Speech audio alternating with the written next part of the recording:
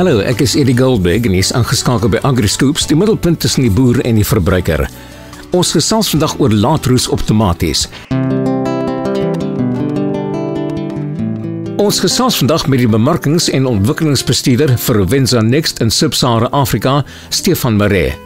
Rovensa Next is 'n multinasjonale maatskappy wat biologiese oplossings bied vir produsente wat meer volhoubaar wil boer.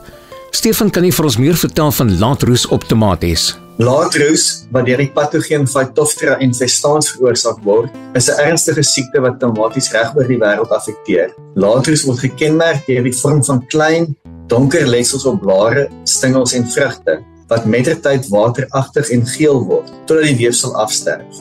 Die patogeen infekteer die hele plant, wat besonder moeilik maak om te bestuur. Watter toestande is gunstig vir die ontwikkeling van laatroes op tomaties? Die patogeen verkies koel nat weer.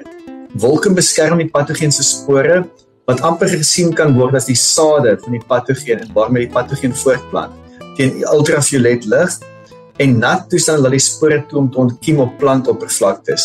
Nagtemperature tussen 10 en 15 grade Celsius en dagtemperature in die middel 20s, wat gepaard gaan met reën, mis of swaar dou is ideaal vir die ontwikkeling van laatroes. Wat se skade kan laatroes aanrig op tomaties? By hoë humiditeit sien mens partykeer wit, wollerige swamdrade aan die onderkant van blare.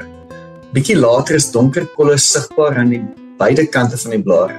Soos die siekte vorder, vergroot die letsels wat veroorsaak dat blare bruin word, verlep en afsterf. Geaffekteerde vrugte is gewoonlik ferm met vetterige kolle wat eindelik leeragtig en bruin word. Onder gunstige toestande kan laatroes oesverliese van tot 100% veroorsaak, met plante wat heeltemal afsterf.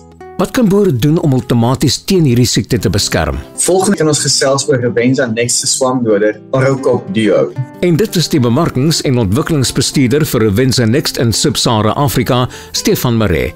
Dankie dat jy vandag by ons ingeskakel het.